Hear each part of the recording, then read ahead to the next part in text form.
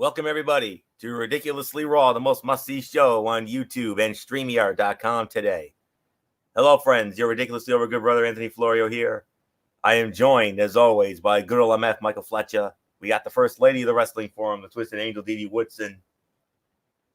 Apologies for not having a show last week. We had an emergency meeting prior to what would have been our show last week.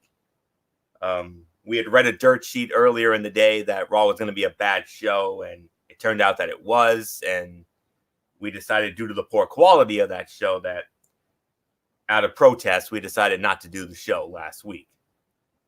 But tonight, was it another bad show? Absolutely it was. However, there were some newsworthy.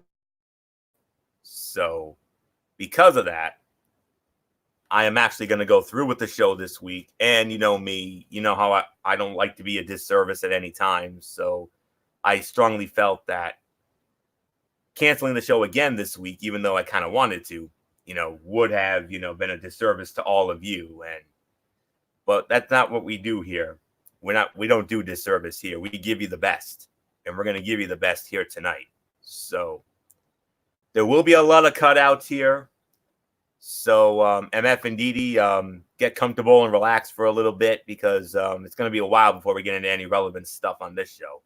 So this Monday Night Raw was the final Monday Night Raw before the Tables, Ladders, and Chairs pay-per-view that will go down this Sunday night at the Target Center in Minneapolis, Minnesota on the WWE Network. And some news and views that I want to drop beforehand. Dio Madden officially no longer a part of the Raw announce team. I don't know if it was a firing, or they're saying that he wanted to, become a wrestler. So I don't know, because WWE likes to fabricate things. But nonetheless, I want to thank Dio for his 6 weeks of service, and I wish him the best in his future endeavors. It was reported on the Backstage show last week as part of the Ryan Satin segment. So Dio, all the best to you, brother. That's all there is to say on that, and I thank you for your brief service. So that's that.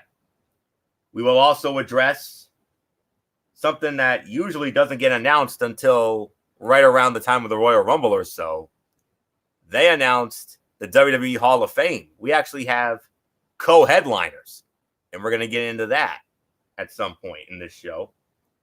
And the TLC card finally came together. So let's get into this. The show is live tonight from the Bon Secours Wellness Arena, formerly the Bilo Center in Greenville, South Carolina, the heart of Horseman country. That's the same arena where the Horsemen had that epic reunion in '98. We'll never forget that. One of the greatest moments in the history of the business. But anywho, we started it off with, of course, far and away the worst thing on the show. Good idea to get to put the trash out already. Jerry the King Lawler, man, I feel for this guy. I really do. He had to be the poor sap who had to stand in there and preside over the Rusev and Lana divorce segment. Nearly 20 minutes of divorce nonsense made for a painful start to this show. Yes, it did. Lashley came out, and Rusev said, hey, I want a match with Lashley. And, well, he's got one. TLC. Rusev and Lashley will meet in a tables match. Gonna put some butts in the seats. Yeah, the toilet seats. Hi-oh.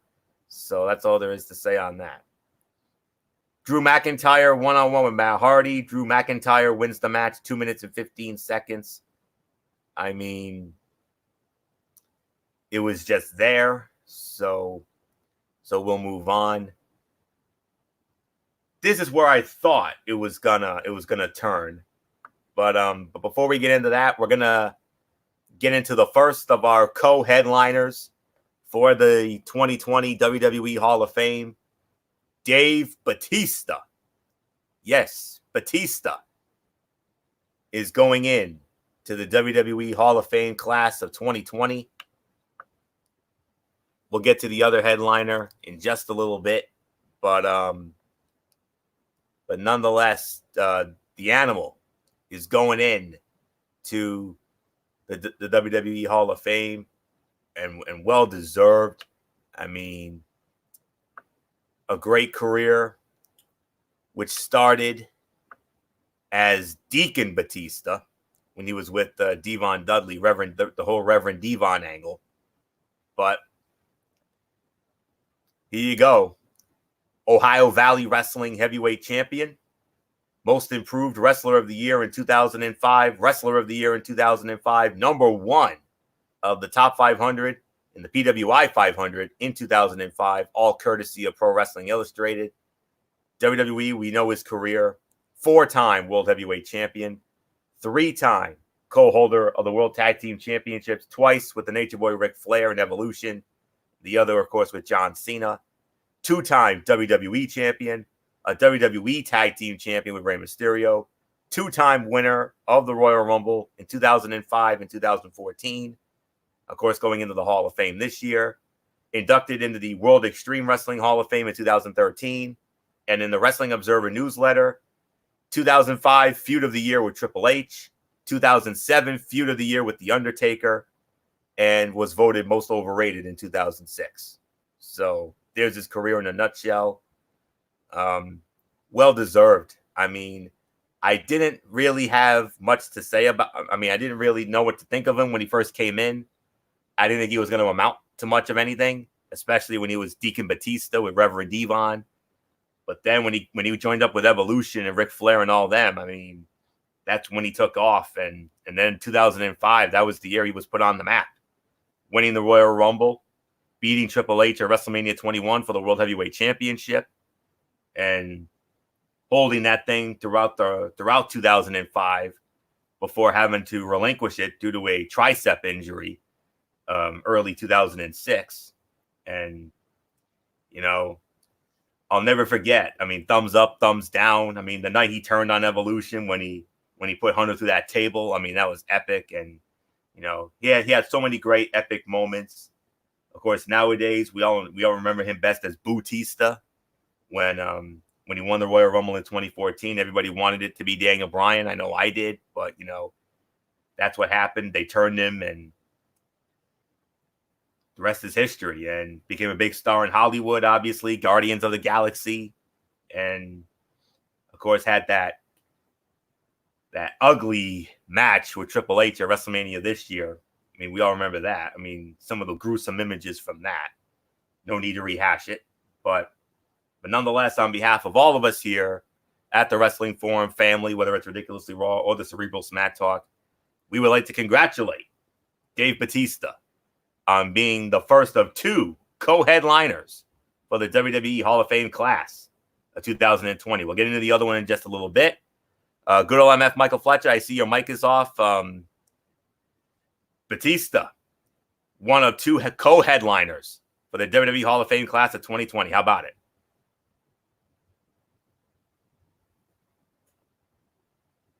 Okay. I don't know where MF is. His mic is off, but I don't know. Oh, here he goes. Oh, there he is. Okay. Hello. All right. Yeah, I hear you, MF. All right. A quick thought on Batista being the first of 2 co-headliners for the Hall of Fame. Well, I was gonna. Yeah. Well, I was. Yes, I did report it. What I was gonna say was, I wasn't. You know, I know a lot of people were. I want to say a little melancholy about the decision about Batista getting into the Hall of Fame. I know a lot of people were. I know some people were not really too thrilled. Well, I'm not going to say thrilled, but I think they kind of felt like he probably, like, some people do deserve it, other people don't. I think Batista was probably going to be a Hall of Famer sometime down the line. I don't know if everybody believes that this was the right time or the right moment to put him in, but, you know, I mean, after everything that had happened in the past, I kind of feel like this was the right time to do it and everything else. So for me, this was a fair and necessary decision. So I will say that it was more than anything else. So yeah, I'm gonna say that he deserves to be in the Hall of Fame. Congratulations to Dave Bautista. And Didi, if you want to talk about it, you can. If you don't, then we'll just move right along. Well, it kind of makes sense with all the stuff going on with Dana Brooks having all this storyline with Dave Bautista now leading up to this. I mean, that kind of makes a little bit of sense. But yeah, I'm kind of with Fletch. I didn't expect Dave to be much of anything until he kind of got out on his own after he kind of got away from Evolution. He did kind of have a pretty good career. Didn't expect him to be in the Hall of Fame, this soon, but it is what it is. So congratulations to him, and so let's just go on. Yep, and we'll get into our other co-headliner in just a little bit. Here's where I thought the show was going to turn for a moment. The Viking Raiders, the Raw Tag Team Champions, issued an open challenge, and they were going to put the titles on the line. Enter the Street Profits, Montez Ford, Angelo Dawkins.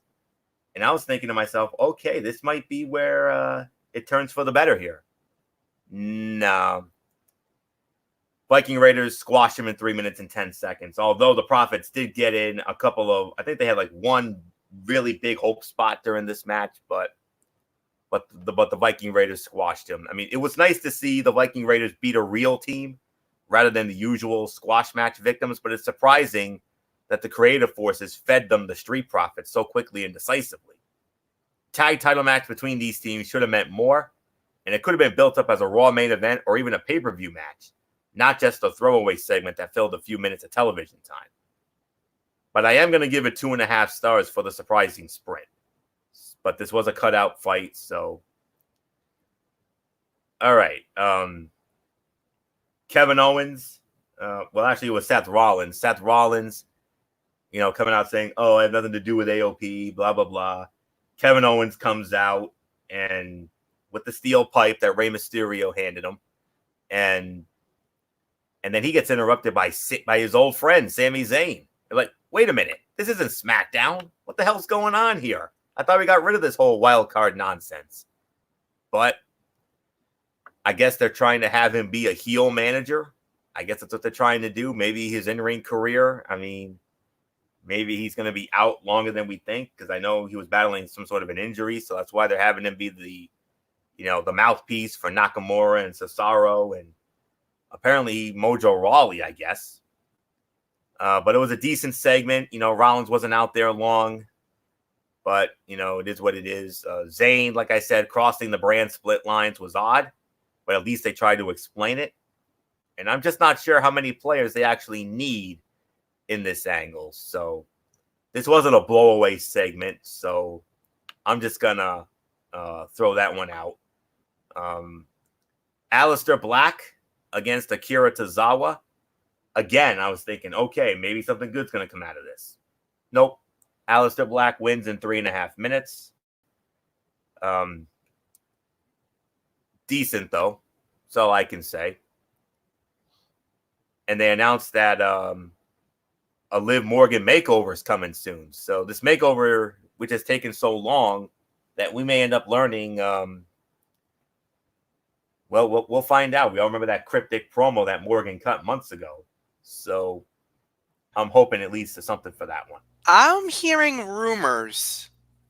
Now, as always, take it with a pinch of salt. Right. But I've heard rumors that she might become the new Emelina. Now, remember, they did this Emelina, this bombshell beauty type thing, but that wow factor, that va-va-va-boom factor that we like to talk about it. And what happened was it blew up. Emma just didn't fit the role. It never worked out. It never transpired. The rumor I'm hearing is that they might, now I don't know if it is or not, but they might be considering having Liv Morgan become an Emelina type character. So she might get glammed up, and look out if that's the case. She's already a beautiful gal, no doubt about it. I don't know if that's the right way to go with this, but we'll have to wait and see. But I know one thing's for sure. It's going to be very interesting if they actually pull the trigger and give Liv the Emelina look. And if they do, yeah, get ready. Whoa. Especially you, Florio, because I know you definitely would be all for that. I certainly would. I mean, if they do make her as this Emelina character, which she still have that blue tongue, you know, out of the blue tongue banshee, as I've been calling her. Unfortunately, I think she would have to get rid of the blue tongue, though. Even though I kind of digged it myself. Yeah, true. But part of the Riot Squad, but you know, it is what it is. If it's a new look, a different, if they're gonna go a different direction with her, I think that would be the best way, because the rumors for the longest time was that she was gonna become the Sister Abigail and everything else. That can't work now because, as everybody knows, Bray is on SmackDown, she's on Raw. There's no way that character works now. So now you got to go in a different direction. How are you gonna make her over or create her? Now, within the last few hours, and I heard this from a reliable source from my Discord group, that they're talking about possibly an Emelina style makeover for Liv. We'll keep an eye out for it. We'll definitely keep an eye out for it when and if it happens. So, Michael Bullock, the Phenom, has just joined us. Let's, well, there's hardly anything for you to catch up on, Bullock, because pretty much everything was cut out nonsense. But I do wanna get a quick thought from you on Dave Batista being the first of two co-headliners into the Hall of Fame. We're going to get into the other one in a little bit. Yeah, I mean, the thing is, Florio, I mean, I'm a little surprised they did this really soon, because normally it's usually in January when they start doing the announcement of the inductees, but man, you couldn't think of a better first inductee than Dave Batista, because I mean, look at all the things he's done. I mean, I mean, like you said, you definitely ran down the list. And of course, I think you know the one thing that really sticks to me, and that's those wars he's had with The Undertaker. I mean, feud of the year. That was the feud of 2007 without a shadow of a doubt. And also, let's not forget the wars he had with his former Evolution member, Triple H. Another feud of the year. And of course, he was part of one of the biggest stables in WWE in Evolution. And yeah, I mean, he's won multiple championships: the World Heavyweight Championship, the SmackDown Tag Team Champion, of course, with Rey Mysterio. I mean, congratulations to Dave Batista. And yeah, I mean, there's definitely, of course, he's not the only one going in. No, we're gonna get into that in just a minute, but and I'll get into the reason why, because I actually did a little investigative reporting, you know me, and I actually found out the reasoning why.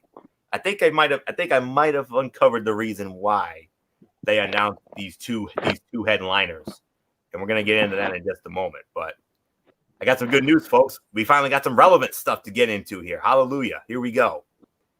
And I know this is going to make MF very proud because of the Latino heritage. I know MF's going to be very proud of this. This is an MF special right here. Humberto Carrillo squaring off against Andrade. Humberto Carrillo wins the match in about 11 minutes.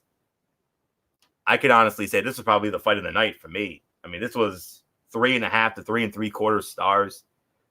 Very entertaining match. I mean, some great near falls, great action, two talented workers.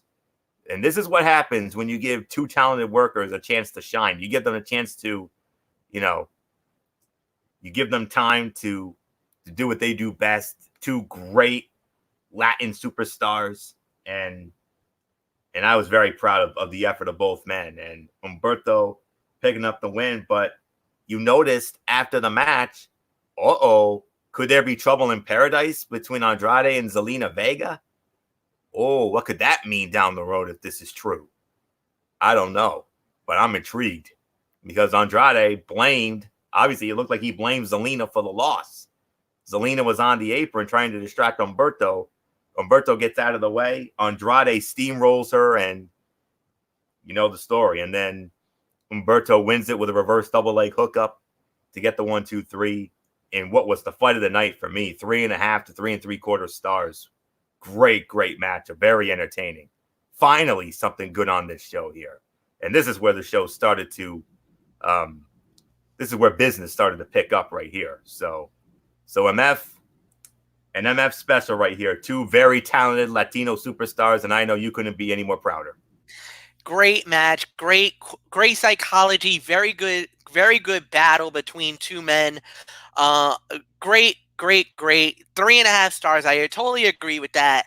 But I gotta take the task out of Andrade. What the hell is wrong with you, bro? What are you yelling at that delicate, beautiful angel, Zelina Vega? What did she do in that match to cause you to blow up like that, man? You better toe the line and recognize who brought you to the dance.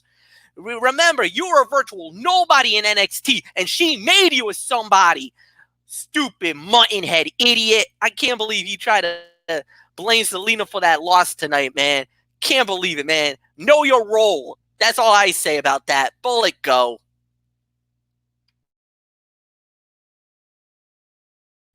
All right, Fletch, tell us how you really feel. I mean, goodness gracious. I mean, I know he's a big Zelina Vega mark, but man, oh man, he's really defending her big time. But who knows? Maybe this is this. Well, first off, I'm gonna give it 3.5 stars. I do agree with the rating. But yeah, I mean, could this be a sign that maybe these two are ready to go their separate ways? Maybe Andrade, and I hate to say this to you, Fletch, maybe Andrade can't take any more of Zelina Vega's abuse. Maybe it's time for him to go on his own and maybe bigger and better things for him on his own.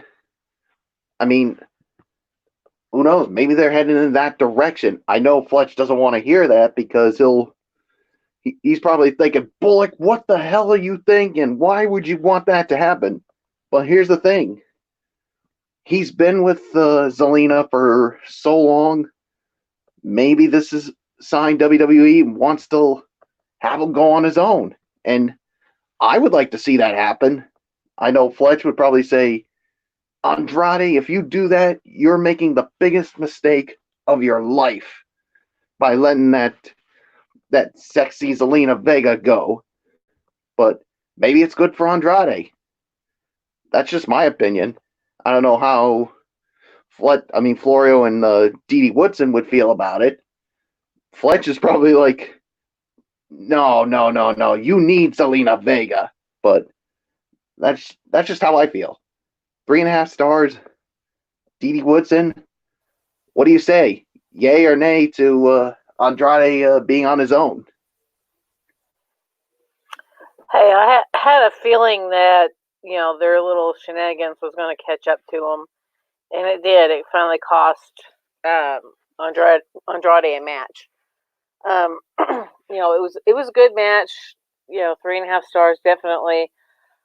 I don't know if they're wanting to push him by himself or if this is now maybe her chance to go out on her own.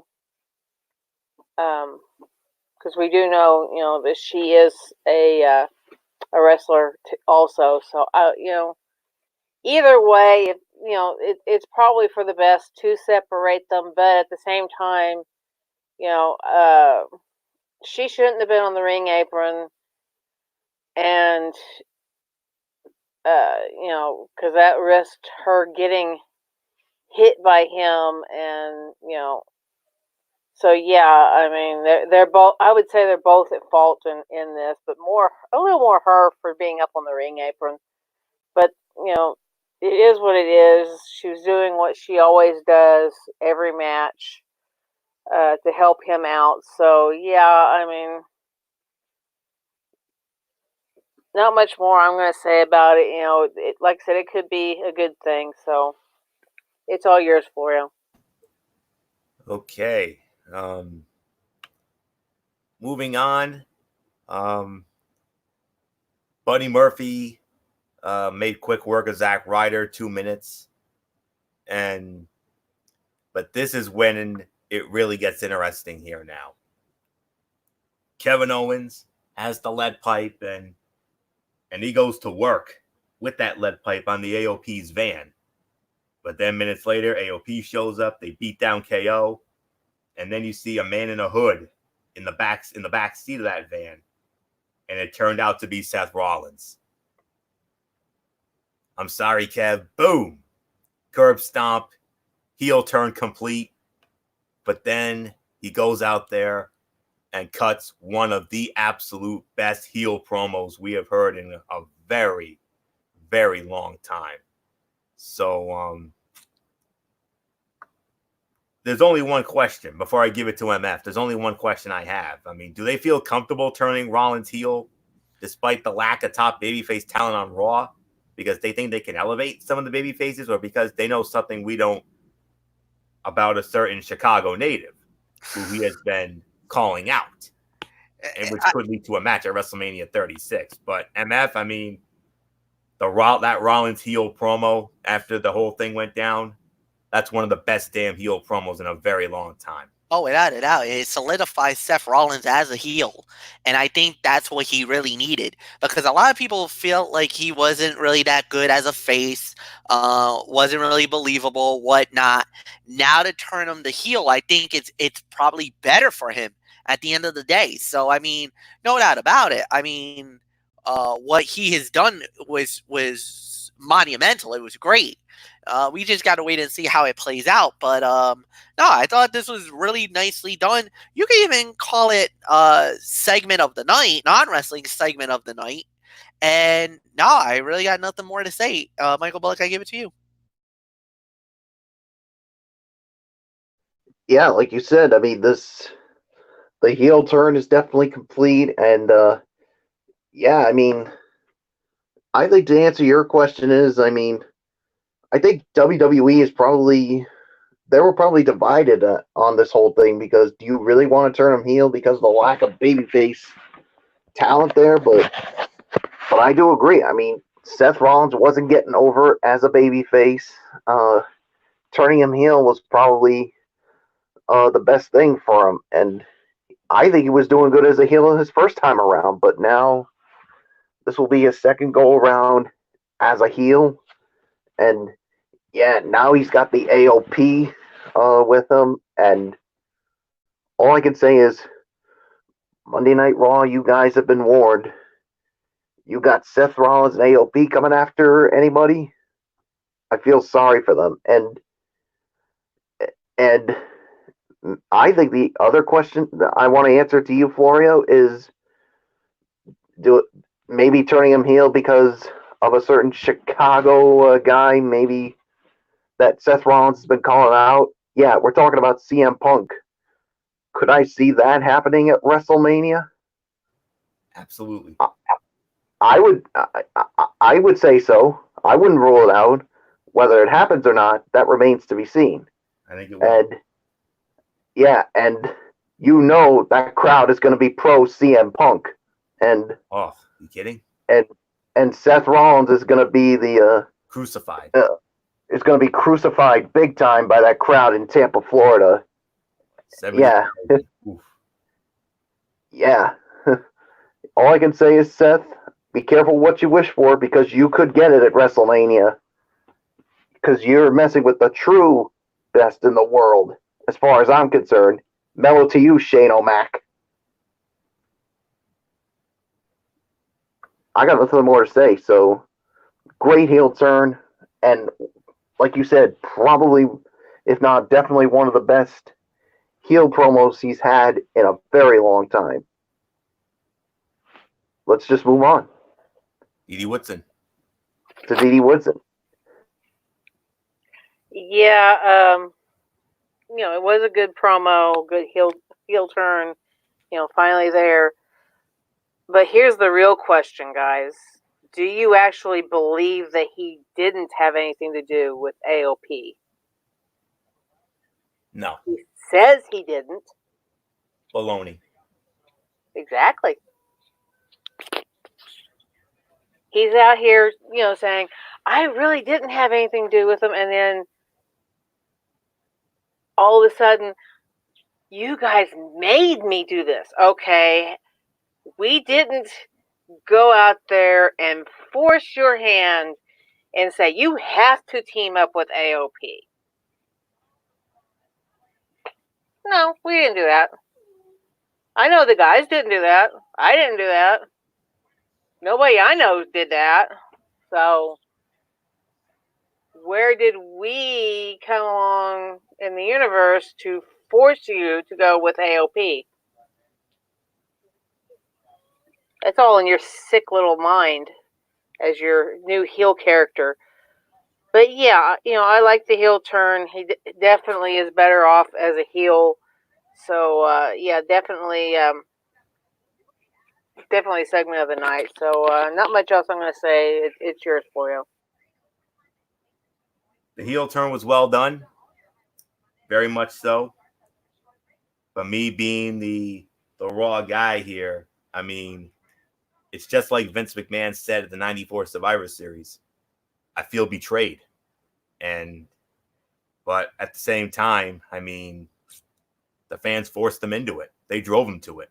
So, I mean, it's a damn shame. I mean, I was hoping that this wouldn't happen. I liked him better when, he was, the frontline soldier, babyface who was giving us epic matches, But, it is what it is. But that heel promo, though, that was well done. I will give him that. But this one's gonna hurt. This one's gonna hurt me a little bit. I mean, just like, last year when they turned Daniel Bryan. So, we'll have to wait and see. So, but well done though. Kabuki Warriors in a handicap match against Becky Lynch. Becky Lynch wins it via a disqualification in 13 minutes. And apparently, this is going to, and it is official.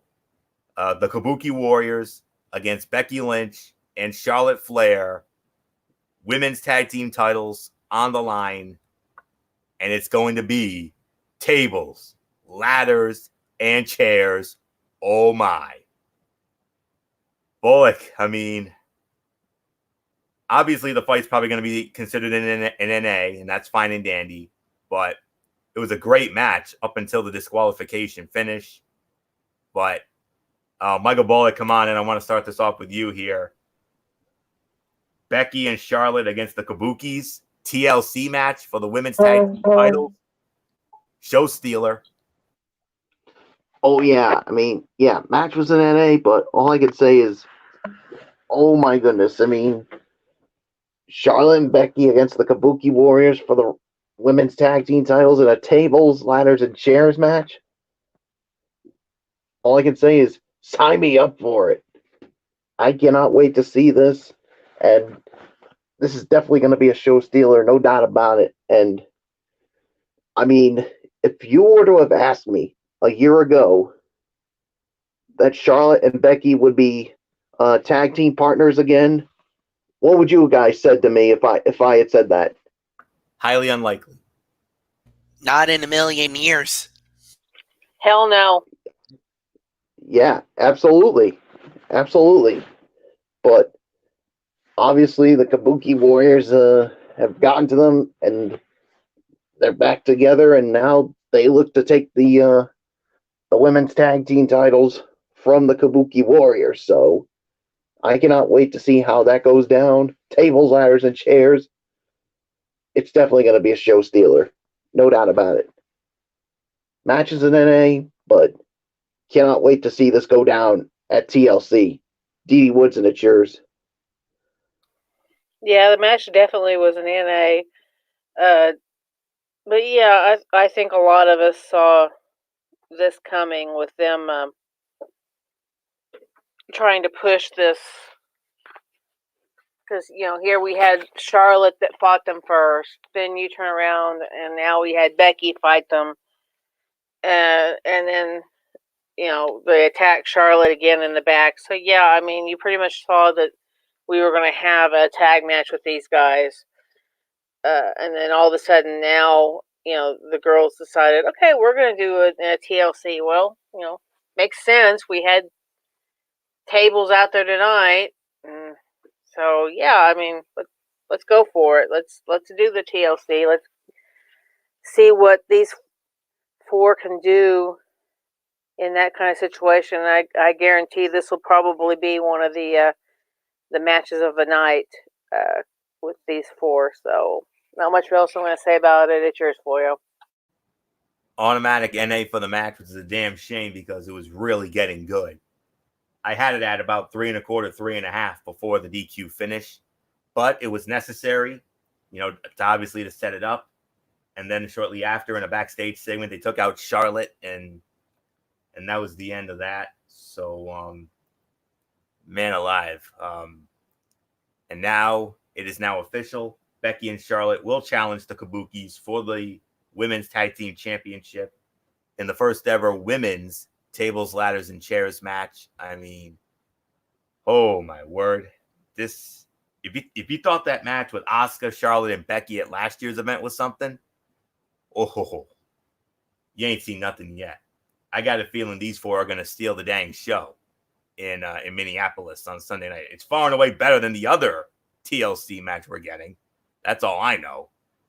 Why that match is a TLC match is beyond me, but it is what it is. But we'll address that elephant in the room later on Friday night. But for right now, I'm all for it. I can't wait.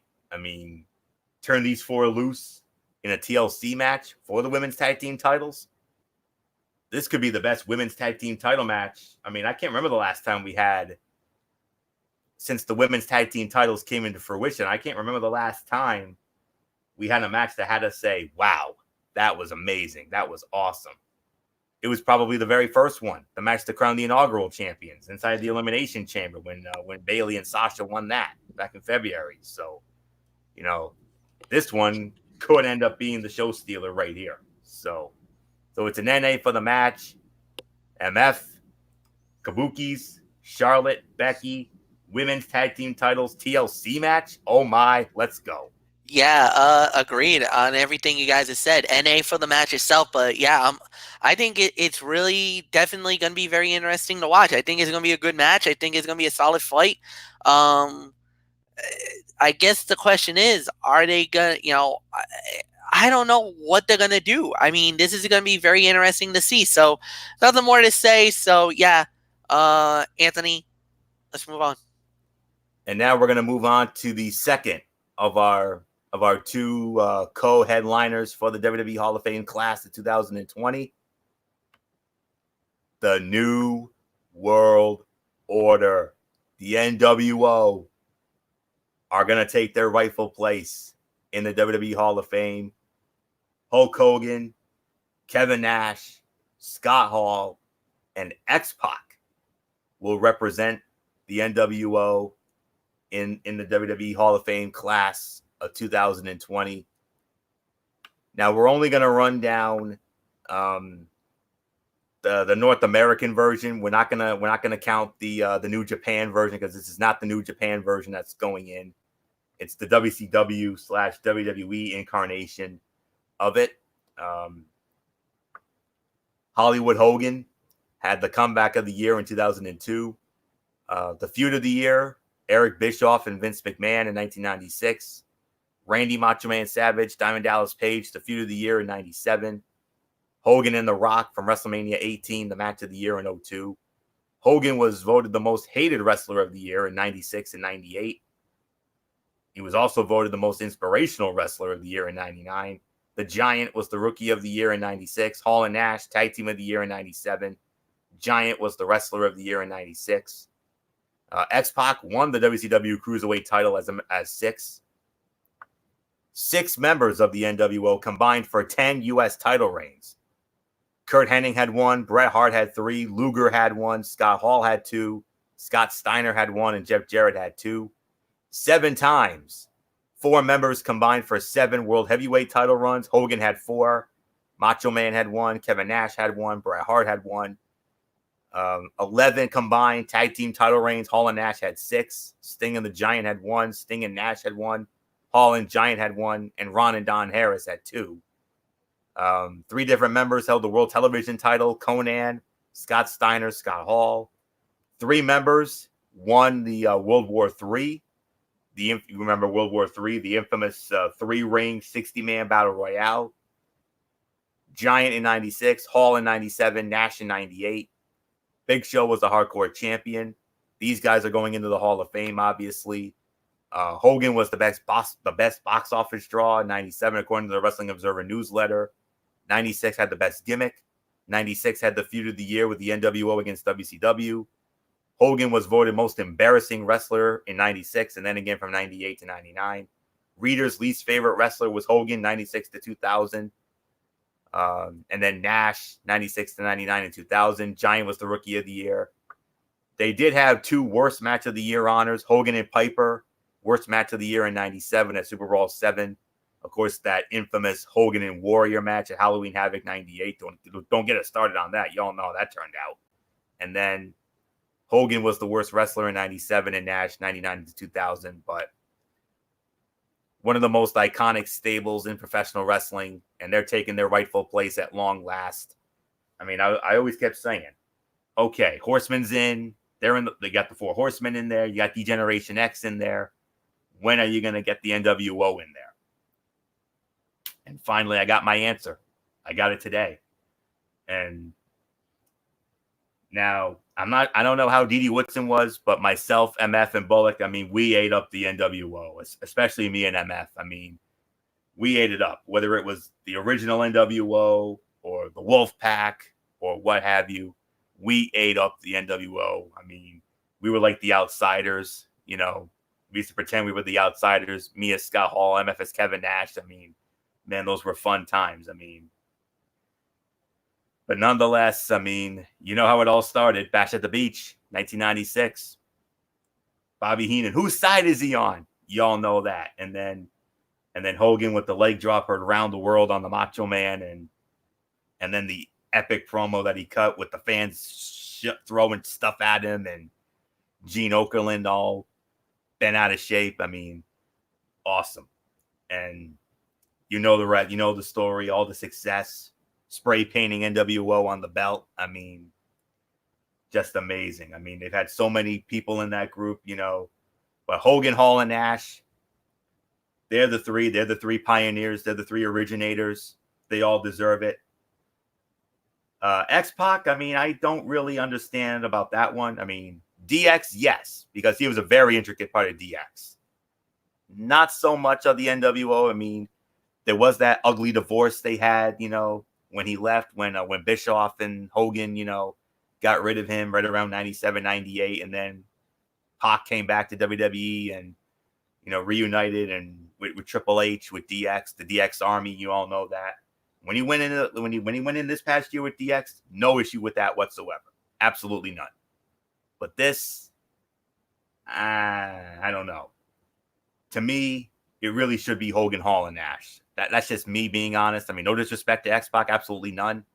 But it should be Hogan, Hall, and Nash because they're the 3 who started it. So that's all I can say on that. So, but all the other members, you know, Macho Man, DiBiase was in it, Virgil, Bischoff. I mean, you can go right on down the line. So awesome. So. And the reason why Michael Bullock was like, why are they doing this? Well, I'll tell you why, Bullock. Tickets go on sale for the Hall of Fame ceremony this Friday, from what I know, at the Amalie Arena in Tampa, Florida. Yeah, I actually heard about it. Yeah, so that's why. It's because they're going for the ticket sales. McMahon, Vinnie Mac's going for the dollar signs. He's going for the dollar bills, y'all. And that's exactly what he's doing. So that's why. And to have not one but two headliners with Dave Batista and the NWO, oh, there's nothing left for me to say except I'm going to channel MF and Gorilla Monsoon. MF, SROs, right?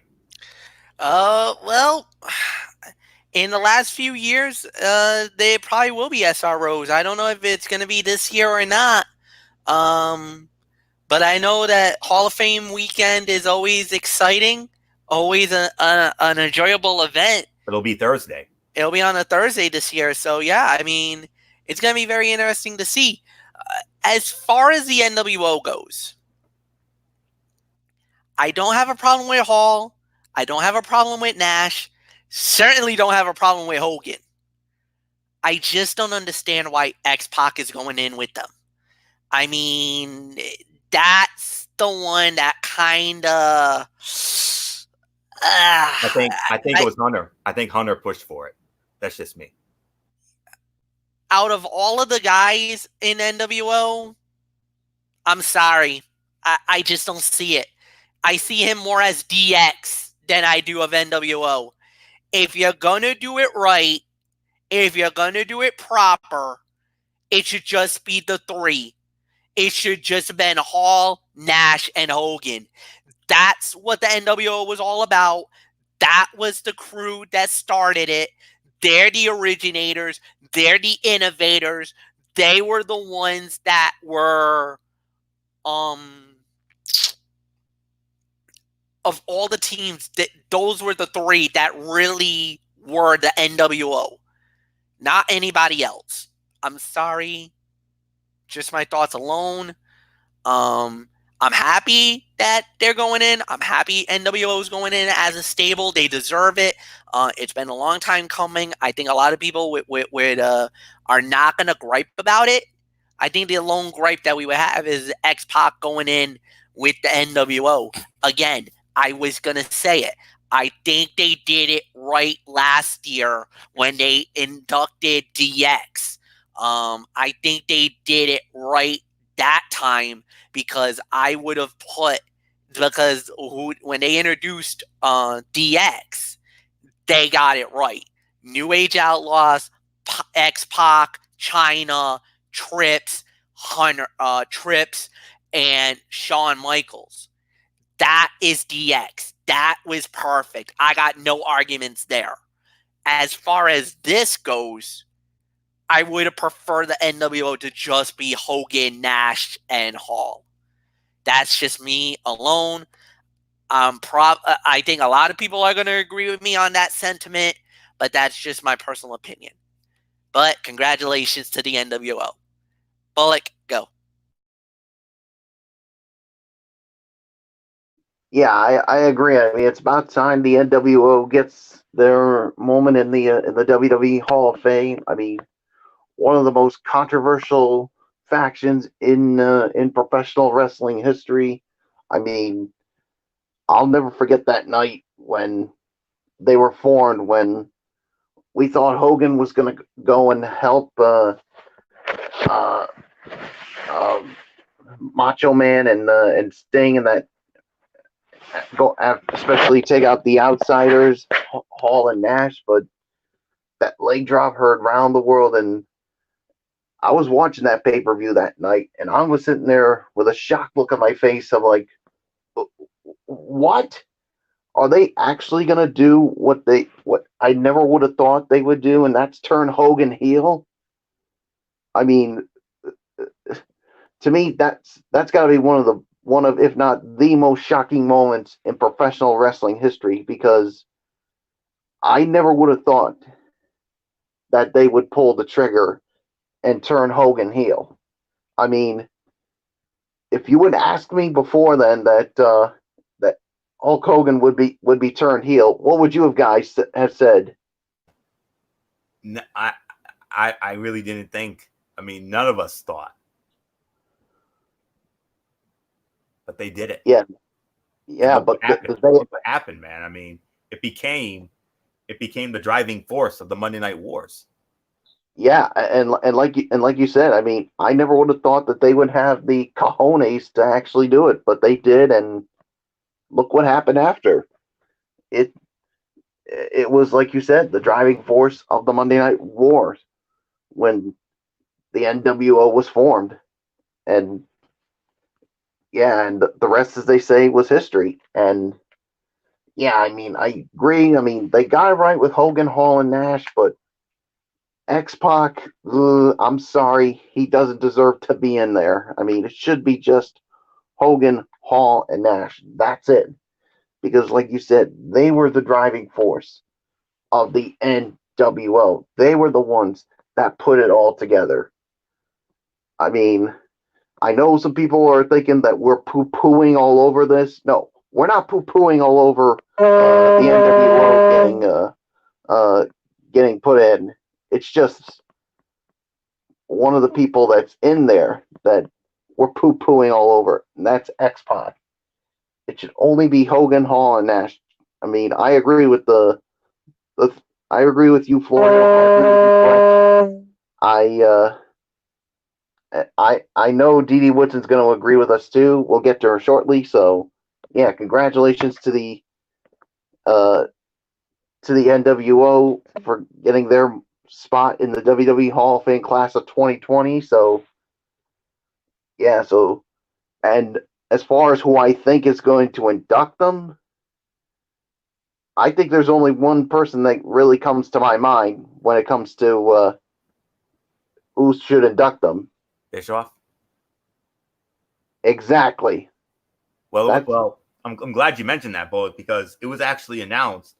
Dave Batista has already announced his inductor, and it's going to be none other than Finlay. Wow. He personally requested Finlay to be his inductor. Wow. I mean, now that one there, I'm surprised about, because I thought maybe I Triple H would have, Ric Flair, or maybe even Randy Orton, or even have all three of them up there to induct Dave Batista.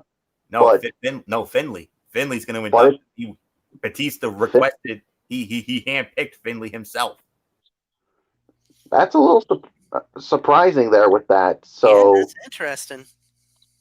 I mean, I don't know why he chose him, but I don't know. But maybe they have a very close knit friendship. Maybe Finlay and him probably were very close during the days of WWE. I think that's the best way to describe it.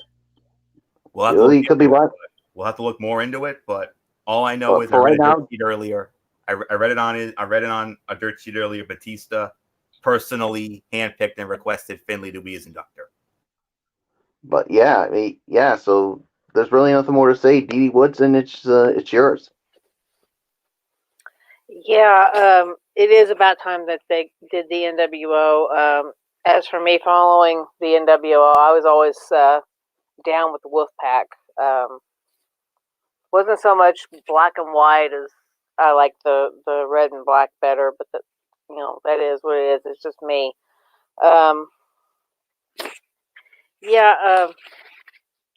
X-Pac isn't an originator. You don't need to have Sean Waltman out there, but like I said, it's probably one of Tripp's things, having him being a part of it, because he was in the NWO. He just wasn't an originator. So yeah, I'm all game for having NWO in there. Just could do without the so-called fourth member that wasn't there at the beginning. So yeah, congratulations to him. It's about time that we get that in there, and yeah, more than likely it probably will be Bischoff inducting him, seeing as he was the big one that was always out with Hogan when he had his matches and stuff. So not much more I'm going to say about it. It's yours, Florio. Yeah, and if it is Bischoff, I hope he does the "I love each and every one of you." Yeah, I remember that was some epic stuff back then. But well deserved. Congratulations, NWO. So, nothing we can do about it. Obviously, it's Hunter's call, obviously. So that's probably why Pac's going in, even though he doesn't deserve it. But it is what it is. So Eric Rowan squashed another Hammernager, minute 20 seconds. What else is new? But then the main event of the evening for the United States Heavyweight Championship, the return match from 2 weeks ago. Rey Mysterio defending the title against the challenger and former 3-time champion, the phenomenal AJ Styles. Winner of the match, 14 minutes and 10 seconds, and still the United States Heavyweight Champion, Rey Mysterio. He gets it done. I have no idea who's supposed to lead off here. I think it's Didi Woodson who's supposed to start. So Didi Woodson, your thoughts on the main event? Yeah, I thought this was a very good main event. It was definitely a good way to finish the show, even though USA cut them off exactly at 11, just right when they were announcing that Rey won the match. So WWE kind of ran a little long with Raw, and since they don't have that overage anymore, it kind of took away from the celebrating of Rey. But that it is what it is. Yeah, we had some shenanigans that happened by having the OC come out kind of late in the match, and having Orton come out. But really, all in all, there really wasn't anything going on to where they actually got involved other than distracting. So yeah, it ended up being a really good match. The finish could have been a little bit better. I mean, it was a little flat, but we all pretty much, I think, knew that Rey was going to still be a champion in the end. So not much more I'm going to say about it. It's yours, Florio. 3 stars for the main event. Not as good as the match 2 weeks ago, but it was still a fine match. But they really cut it close. I mean, there was a botch at the end. You noticed it. That botched block into the Styles Clash on the ropes nearly caused him to go off the air before the match ended. The botch was unfortunate, as I enjoyed the bulk of the match. And that's all there is to say on that. But it was still another good match between these two. All signs are pointing to an AJ Styles Randy Orton match at TLC. I could possibly also see a Seth Rollins and Kevin Owens match. So we'll have to wait and see. I'm sure more will be announced throughout the week. So that's really all I can say on this. So 3 stars for the main event. MF, your thoughts? 3 stars, no doubt about it. Solid main event. Good way to close what was somewhat of a below average Monday Night Raw. Michael Bullock, I give it to you. Yeah, 3 stars for me. A good match. Not as good as last week, but yeah, certainly a good way to close out what I thought was, unfortunately, another below average edition of Monday Night Raw. So Florio, it's yours. 5 out of 10. 5 out of 10 overall review here. It was in the middle. I mean, way too many cutouts here, but this was a newsworthy show. I mean, Seth Rollins finally completing the heel turn. That amazing heel promo that he cut at the end, that was great. We did have some very good matches. Carrillo and Andrade, they stole the show with that 3.5-star match. Another solid Mysterio Styles match, and some good TLC build. I mean, that handicap match with the Kabukis and Becky was good too. And, announcing some big matches for TLC, the 2 big Hall of Fame inductees, the co-headliners with Batista and the NWO. So that's all I can say on this. So I'll give it an in the middle. The first half was bleh. Second half, really good. So I'll give it a thumbs in the middle, 5 out of 10. If I'm wrong on that, I don't care. So, MF? Slight disagreement, 4 to 4.5 out of 10 for me. I thought that's the more appropriate rating for this show. I really got nothing else to add, so Michael Bullock, I give it to you. Yeah, 4 out of 10 for me. I mean, yes, I mean, you did have some newsworthy stuff and some good matches, but way too many cutouts.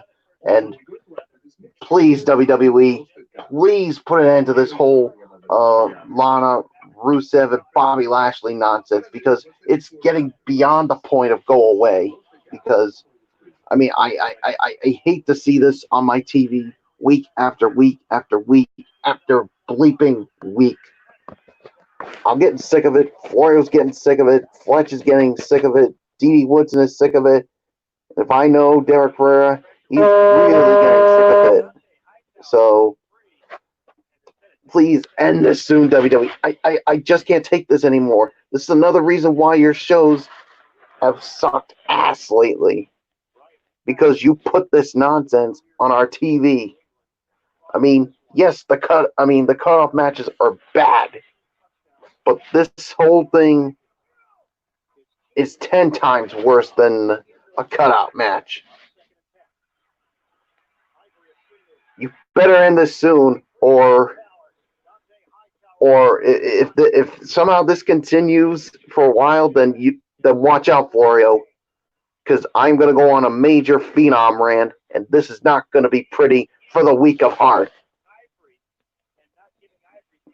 4 out of 10. I'm getting sick of this whole freaking Lana, Rusev, and Bobby Lashley stuff. Get the you-know-what out with that nonsense. Dee, go. I'll go in between all of you, and I'll do about 4.5. Yeah, I think we all are sick of Lana, Rusev, and Lashley. You know, I'm ready to take Lana out behind the barn and give her a piece of my mind.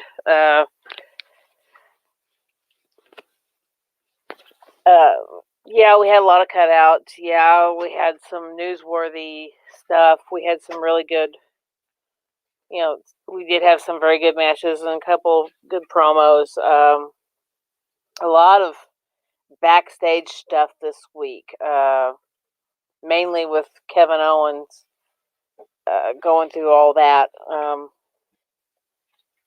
My thought on Liv Morgan, you know, I'm still hearing rumors of her with Firefly Funhouse. I'm still hearing rumors of, you know, the character that Fletch brought up. All I know is they're saying she's going to be possibly a very dark character. This could be a heel turn for her in the comeback, possibly. You know, there's not really any telling how exactly it's going to be. We are probably just going to have to kind of wait and see exactly what WWE has planned, because, you know, everybody's got their opinions on it.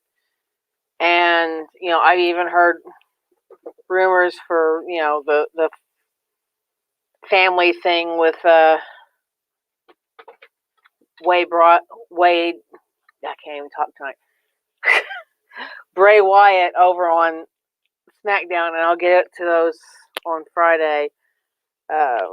Some of the rumors I've heard for what's going on with Daniel Bryan, so I'll get into that on Friday. But I've heard a lot of different stories. You know, she's shown a lot of different pictures on Instagram.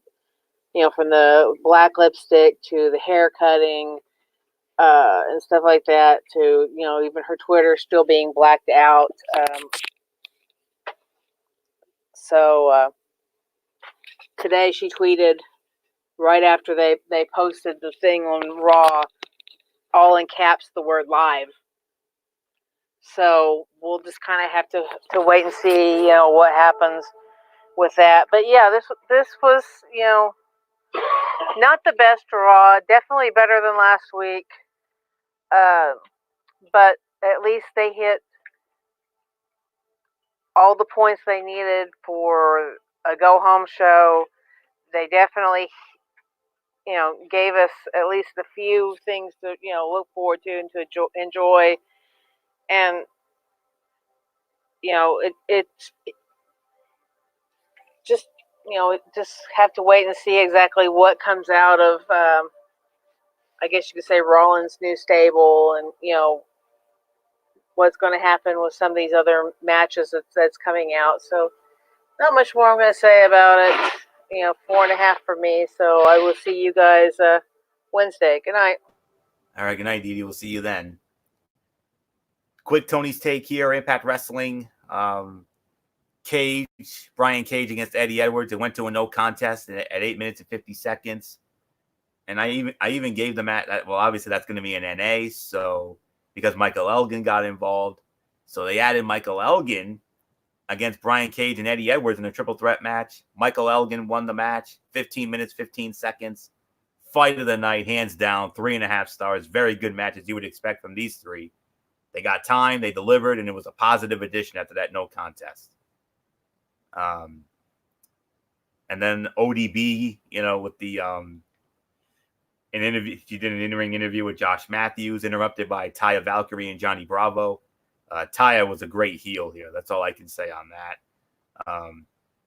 Rascals against Ace Austin and Reno Scum. Ace Austin and Reno Scum win it, 8:35, 2 3/4 star. Pretty good. And they advanced to Trey and Ace Angle for the X Division title. It's probably going to go down at the pay-per-view next month. P.D. Williams against Johnny Swinger. P.D. Williams won it 3 minutes, 20 seconds. 1 star. Worst fight of the night. It was not good. ODB and Taya Valkyrie had a match. ODB won the match 10 minutes and 20 seconds. 1.5 stars. Ooh, that was not good. Slow. Felt twice as long as it was. I appreciate what they're doing for ODB, but I didn't like her pinning Taya even by a distraction. This was a 6 out of 10. It started off strong with that 3-way, all delivering the goods there, but it faded quickly after that with minimal pay-per-view build, some okay backstage stuff.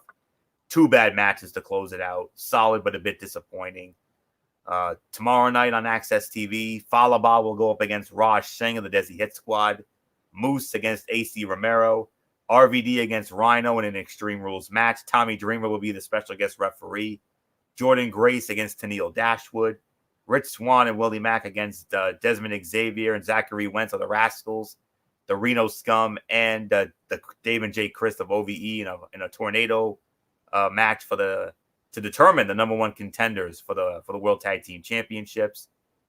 Tessa Blanchard against Madman Fulton. And then Sami Callihan will defend the World Heavyweight Championship against Ken Shamrock.